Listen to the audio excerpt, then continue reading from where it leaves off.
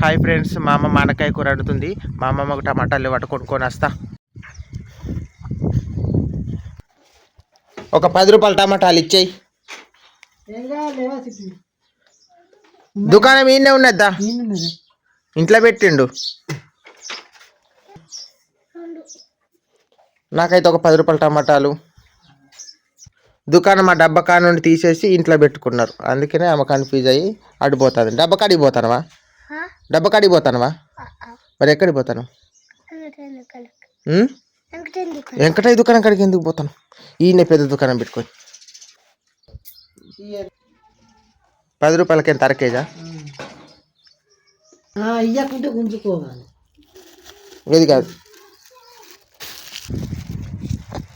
మా అమ్మమ్మ కోసం టమాటాలు కొనుక్కుని వస్తున్నా. అమ్మమ్మ ఇగో టమాటాలు ఇవ్వండి. ఇక టమాటాలు ఇవ్వనందుకు కొనుక్కొని వస్తాను.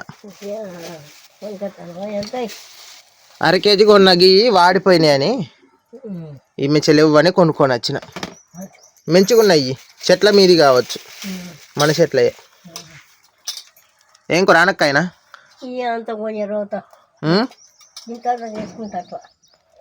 ఎంతో నీ పలంగి తాత చేసుకో, పెడితేనేమో తినవా, నీది నీ ఇష్టం. మరి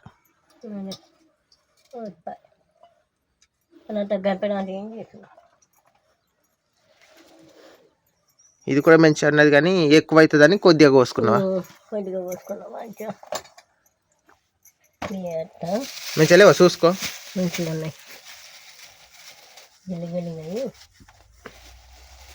ఇగో ఈ 10 రూపాయలు అప్పటికి 2 మిర్చాలు కొనుక్కో.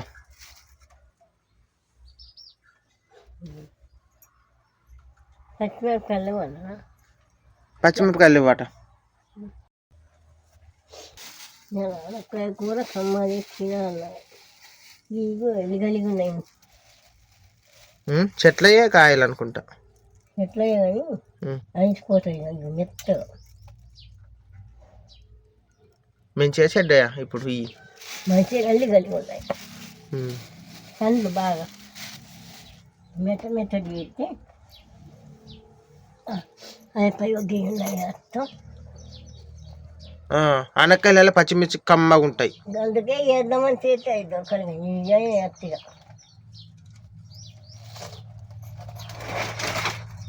చాలకుంటే కారం వేస్తాయి. చాలు బాగా కారమైన